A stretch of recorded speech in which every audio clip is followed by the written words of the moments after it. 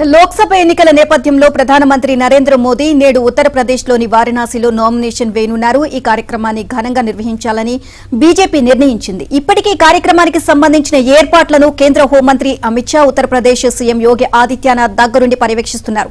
ఈ కార్యక్రమానికి ఏ కూటమిలోని ప్రధాన పార్టీల నేతలను మోదీ ఆహ్వానించరు. ఇందులో భాగంగా టీడీపీ అధినేత చంద్రబాబు నాయుడు ఇవాళ ఉదయం వారణాసికి బయలుదేరి వెళ్లగా జనసేనాని పవన్ కళ్యాణ్ ఇప్పటికే వారణాసికి చేరుకున్నారు.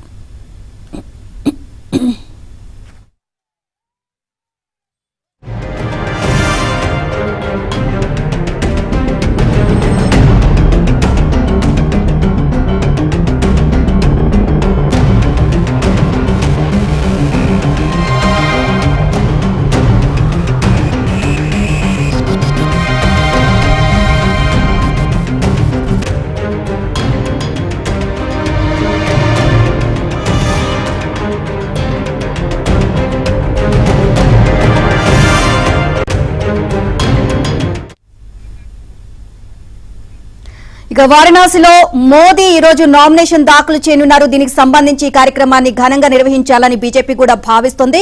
సో ఈ కార్యక్రమంలో పవన్ కళ్యాణ్ అలాగే చంద్రబాబు నాయుడు కూడా పాల్గొనబోతున్నారు. ఓవరాల్ గా దీనికి సంబంధించి మరిన్ని అప్డేట్స్ మా ఢిల్లీ బ్యూరో చీఫ్ కృష్ణ అడిగి తెలుసుకుందాం. కృష్ణ, ఈ వారణాసిలో ఈ రోజు మోదీ నామినేషన్ దాఖలు చేయనున్నారు. దీన్ని ప్రతిష్టాత్మకంగా తీసుకుంది బీజేపీ ప్రభుత్వం. దీనికి సంబంధించి ఓవరాల్ గా ఏర్పాట్లు కూడా భారీగా చేసినట్లుగా తెలుస్తుంది. అప్డేట్స్ ఏంటి? నిన్న ప్రధాని మోదీ ఈ రోజు నామినేషన్ దాఖలు చేయడానికి భారీ ఏర్పాట్లు అయితే చేశారు.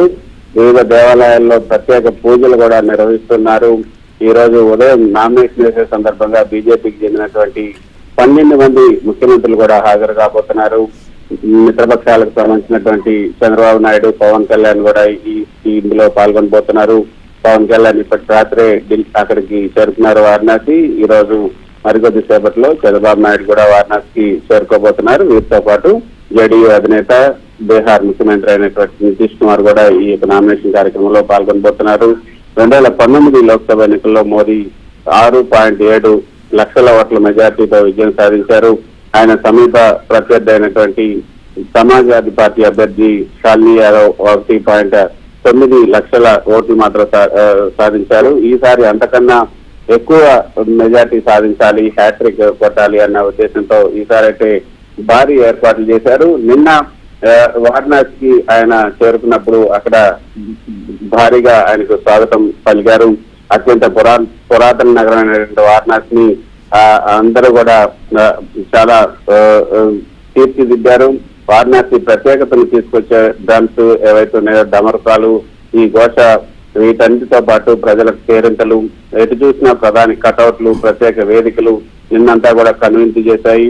వారణాసి నుంచి 3వ పోటీ చేసేందుకు సిద్ధమైనటువంటి ప్రధాని నరేంద్ర మోదీ ఈ రోజు నామినేషన్ అయిన సందర్భంగా ఈ రోజు కూడా భారీ రోడ్ షో, ర్యాలీలు కూడా జరగబోతున్నారు. నిన్న జరిపినటువంటి రోడ్ షో సుమారు 6 కిలోమీటర్ల వరకు కూడా సాగింది.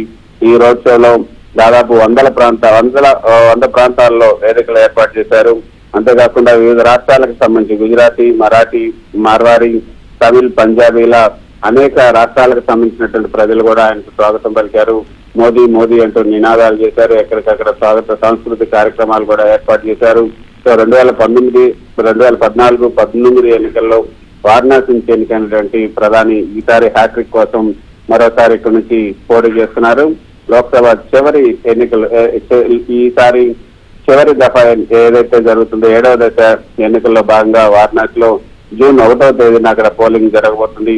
కాబట్టి ఈ రోజు ఆయన నామినేషన్ వేస్తున్నారు. ఉత్తరప్రదేశ్ ముఖ్యమంత్రి ఆదిత్యనాథ్, అదేవిధంగా హోంశాఖ మంత్రి అమిత్ షా కూడా ఇందులో పాల్గొనబోతున్నారు. సో మొత్తానికైతే ఒక శోభను సంతరించుకుంది వారణాసి అనే చెప్పొచ్చు. మరికొద్ది సేపట్లో అక్కడ ఉన్నటువంటి అనేక దేవాలయాల్లో కూడా ప్రత్యేకమైనటువంటి పూజలు కూడా ఆయన చేయబోతున్నారు. దశాశ్వమేధ ఘాట్ కి చేరుకున్నారు. గంగా సప్తమి రోజు కాబట్టి ఈ రోజు గంగామాతను కూడా ప్రధాని పూజిస్తున్నారు. గంగా సప్తమి, గంగా అవతరించిన రోజుగా భావిస్తారు. ఈ రోజుకి చాలా ప్రాముఖ్యత ఉంది. అందుకే గంగామాతని పూజించేందుకు ప్రధాని ఘాట్కి చేరుకొని అక్కడ ప్రత్యేక పూజలు కూడా చేయబోతున్నారు. ఇక్కడి నుంచే స్వామి వివేకానంద ఏదైతే స్వామి వివేకానంద క్రూజ్ ద్వారా నమో ఘాట్ కు బయలుదేరి అక్కడికి వెళ్ళి కూడా ప్రత్యేక పూజలు కూడా చేయబోతున్నారు. మొత్తానికైతే అతిరథ మహారాజులంతా కూడా ఈ రోజు వారణాసి చేసుకుంటున్నారు. నీలిమ.